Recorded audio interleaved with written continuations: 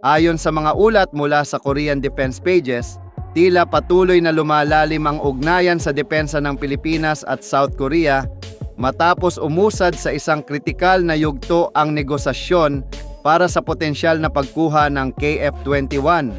Boramay 4.5 henerasyon fighter jet para sa Philippine Air Force, PAF.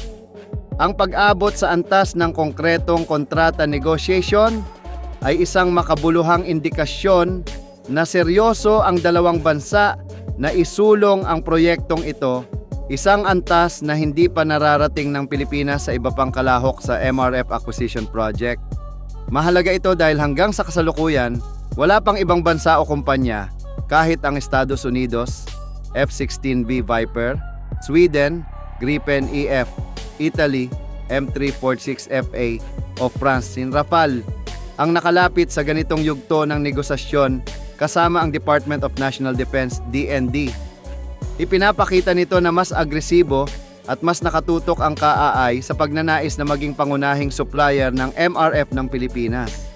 Sa kasalukuyang pag-uusap, sentro ng negosasyon ang multi-batch acquisition strategy para sa KF-21PH.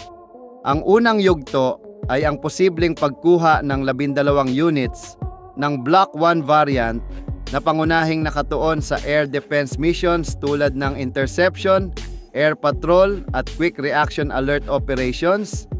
Ang Block 1 ay dinisenyo upang maging cost-effective at mabilis ihanda habang patuloy na pinauunlad ang mas advanced na Block 2. Ayon sa mga ulat, kumpiyansa ang South Korea na kaya nitong simulan ang paghahatid sa loob lamang ng 3 taon mula sa paglagda ng kontrata, isang benepisyong hindi pa kayang matumbasan ng ibang bidders.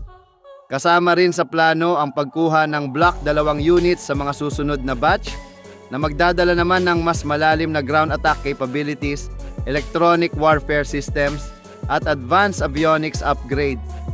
Bukod dito, posibleng i-upgrade ang unang 12 Block 1 jets patungo sa Block 2 configuration upang magkaroon ang PAF ng standardized at modernong fleet.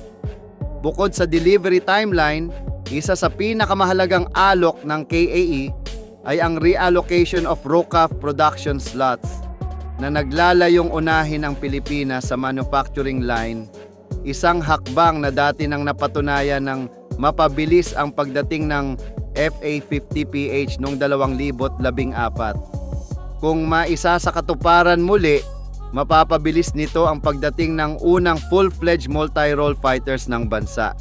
Isa pang napakalaking bahagi ng negosasyon, ang alok ng KAI na magtayo ng Maintenance, Repair and Overhaul MRO facility sa Pilipinas.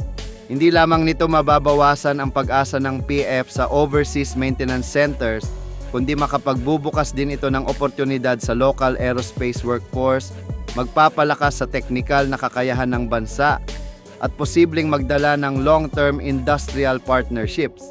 Higit pa rito, pinag-uusapan din ang assembly capability sa Pilipinas, isang hakbang na maaaring magbigay daan upang sa hinaharap ay magkaroon ng limitadong lokal na produksyon o final assembly ng KF-21, FA-50 o iba pang aircraft ng KAI.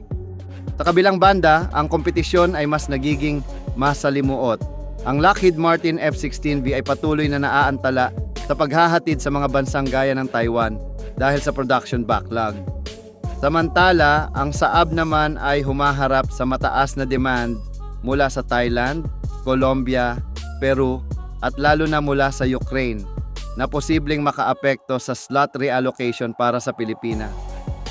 Dagdag pa rito, ang tensyon sa Europa ay may malaking epekto sa supply chain at production priorities ng Sweden. Bagamat may inaalok din ang Lockheed Martin na MRO facility para sa F-16, C-130 at Black Hawk helicopters, mas mataas pa ang inaalok ng KAI dahil may kasamang lokal na assembly at posibleng mas malawak na industrial cooperation. Kung matutuloy, ito ay magiging pinakamalaking defense industrial investment ng South Korea sa Pilipinas sa kasaysayan ng dalawang bansa. Sa kabila ng lahat ng ito, nananatiling limitado ang kumpirmasyon dahil karamihan sa mga ulat ay mula sa Korean language sources.